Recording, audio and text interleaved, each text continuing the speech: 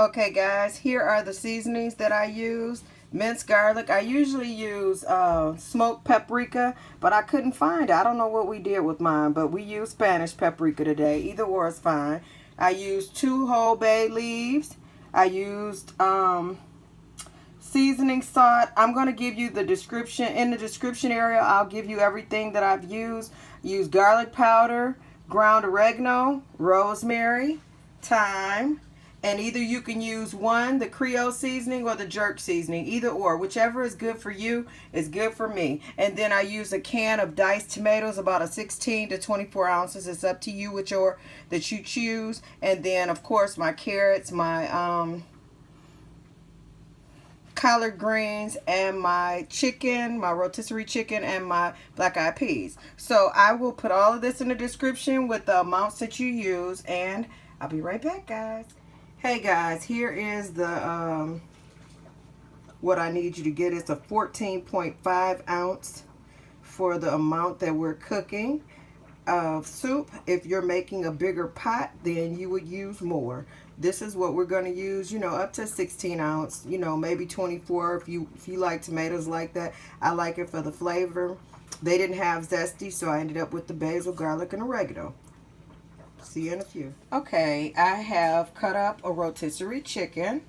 I will put the recipe for rotisserie chicken in the oven just in case you guys can't get to one at the store. I have made one on my YouTube channel, and I'll put the recipe on here. You take all of the bones away from the chicken except for the legs and the wings, and you will be able to use that for bone marrow for your soup.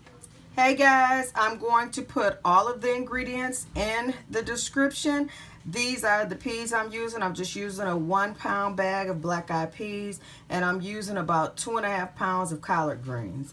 But the collard greens, of course, I'm going to be cutting off the extra stems. So I'll be right back. Okay guys, here we are. We're picking beans. We're going to get the ugly ones out and put them to the side. And the good ones, the half ones, we're going to put those to the side too. We're going to make sure that if it's any with holes in them or anything, we get rid of those too. We're going to put them over here in the strainer because I'm going to use the strainer to go ahead and wash the beans. So just look through them really good, real easy. Make sure you don't get any rocks and stuff. That's pretty much why I pick my beans. I make sure there's no rocks in there, but I also get the little ugly ones out as well, the half pieces or the pieces with holes in them or something where animals been chewing on them. And that's pretty much it. So we'll be back in a couple minutes. So guys, this was what was left, the remnants, the little uglies and the half pieces and the ones that were chewed a little. There was no rocks in there. That was pretty good. This brand is a pretty good brand for no rocks, but I have found a few here or there. However, I'm about to rinse these beans off. They come out of the ground as well, so you got to rinse these off.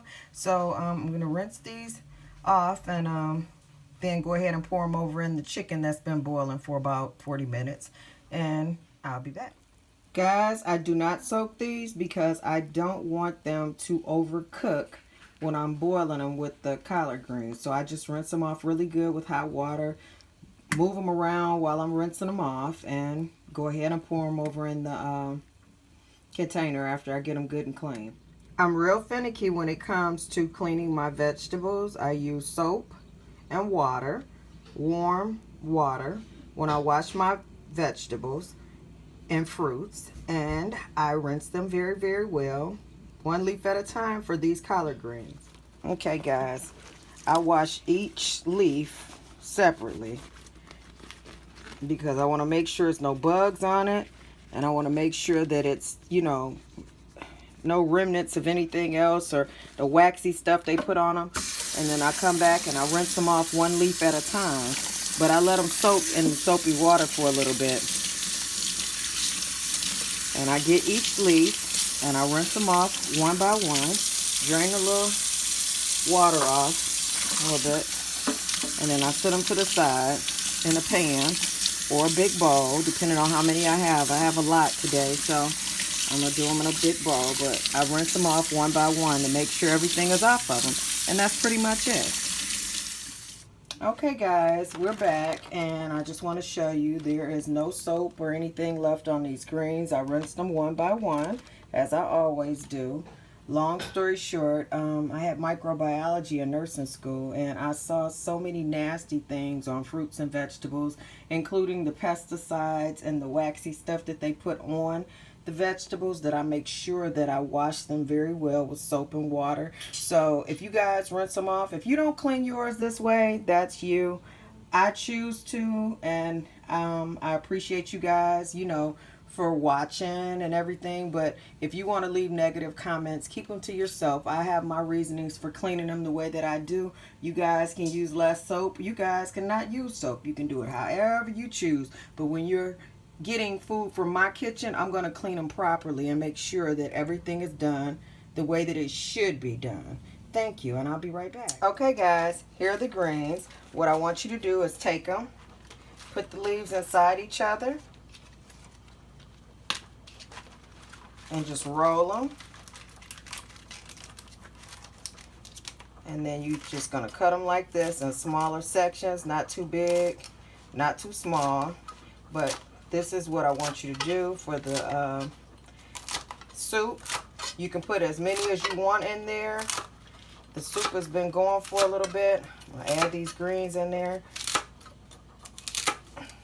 And what I do is I take the greens, even after I do this, I cut them in half here.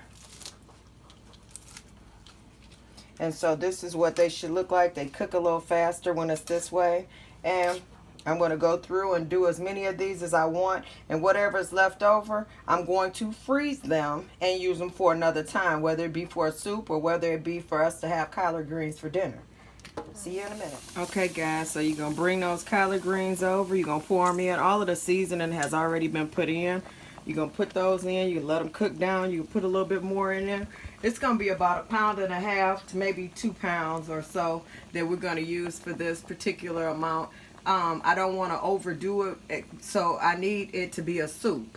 So I don't want to overdo it with that. And if you feel that you need extra water, put extra water in, or you can use chicken broth. I used water this time because I already had the chicken and I was using the bone marrow from the bones. See you in a few. Okay guys, I have rinsed off 1.5 pounds of baby carrots. I didn't cut up the carrots, so I just went and grabbed a bag of 1 pound bag of baby carrots, and that is what we're going to use. I wash them off very good, as I always do, and if I see any ends like that one, I will be cutting them off, and I'm going to go ahead and put those in the soup. Those will go in last. Okay guys, I have put the carrots in the soup. I put more water in. I put 2.5 more cups of water, and I put the carrots over in there. I will be adding the tomatoes as well. I was supposed to put those in before I did the carrots, but I didn't get a chance, so I'm going to put those in a minute. Diced tomatoes. I like the zesty kind, so you guys can use whatever kind you want, but that's part of the soup. Thanks. See you in a minute. Okay guys, here is the soup. See, it's got chunks of everything in it, and we're going to do the taste tester. Okay, Todd, let me know when you get finished taste testing, and let me know if you like it. I'm good. You good? I said, how does the soup taste? Good. It's excellent. Oh, well, good. Thank you. What's in it? I'll tell you in a second. Okay, Chris. Hi. Hey, come on, baby. Do your taste tester.